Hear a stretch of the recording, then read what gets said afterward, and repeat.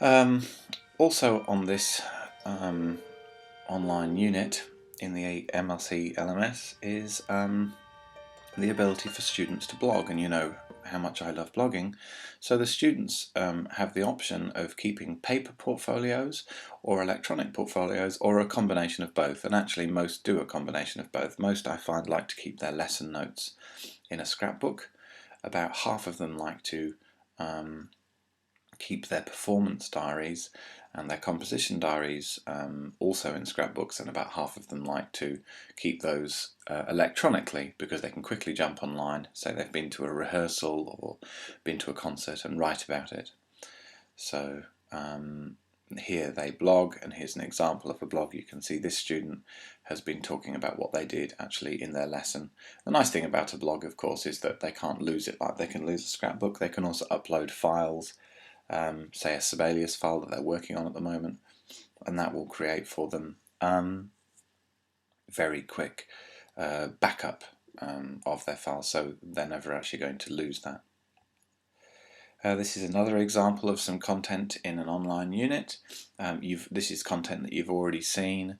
The When Doves Cry unit that we did in week 2 of our lecture series. One of the things that I pointed out to you here, as well as this is the same as on my website, so you can actually access all of this stuff through composerhome.com.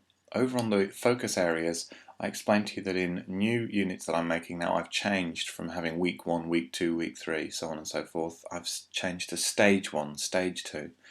So while I might move through approximately 1 or 2 stages per week, depending on the ability of the class, if students want to go ahead using the resources, and you remember there are those video resources in there that allow the students to actually either review or, as I say, move ahead and see what's going to be taught in a specific lesson, they can. So it means that students aren't held back by the rest of the class, and I think that that's a really good example of where this kind of learning is excellent.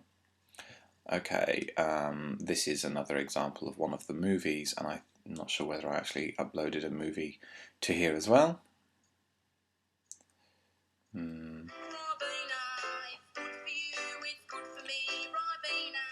you start this lesson, you should have already learned to play 3 chords. The chords that we've learned are C major, F major, and G major. Alright, so this is a new unit that I'm doing at the moment. They're learning songwriting, they're learning 3 chords, primary triads in C major, and they have to replace the soundtrack to an advert, which they're having quite a bit of fun with.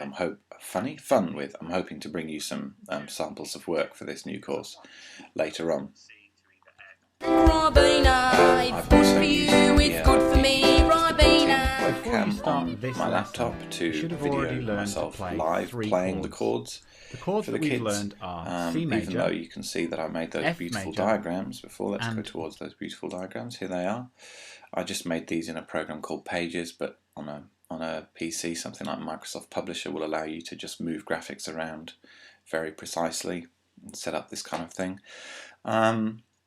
So even though I've provided these sheets, some kids just find it hard to learn off diagrams, and let me emphasize that none of this replaces the actual physical teaching. So I still teach this in just the same way that I always have, i.e. I demonstrate it to them. Once I've demonstrated it to them, I give them some time to explore, and I go around and I sit next to them one-on-one and I check that they've all actually understood. This really just backs everything up. Hopefully this means that we can move along faster. Kids who are struggling to do the learning have got all of these backup resources to keep practicing, and as I say, kids who are doing really well can move ahead because all of the resources are provided for them. So there's one of the sheets. Alright, now we moved on to other learning management systems. This is not a learning management system. This is a program called Iweb, and it's what I build my website on the internet. It gives me more freedom than you have in your blogs, even using static pages at the moment, hopefully to make it look a little bit more beautiful. I have no training in web design, so I won't claim that it's fantastic. And also, I'm aware for HTML purists out there that Iweb is just a toy. It's not really a proper program at all.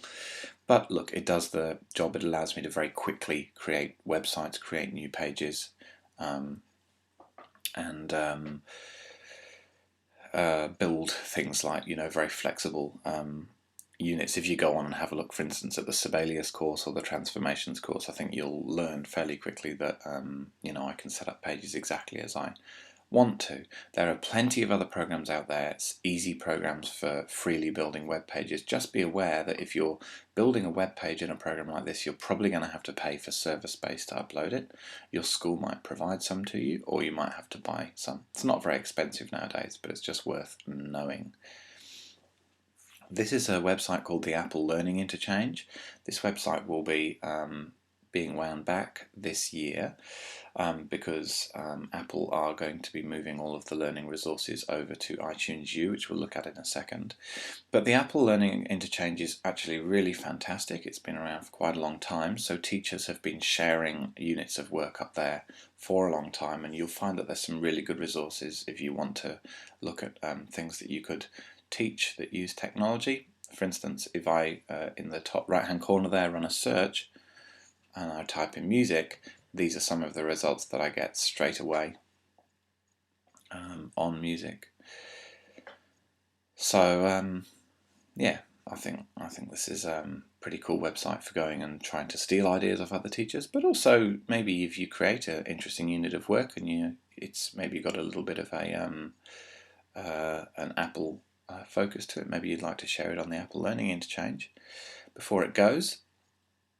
And as I say, it's going to iTunes U in the future.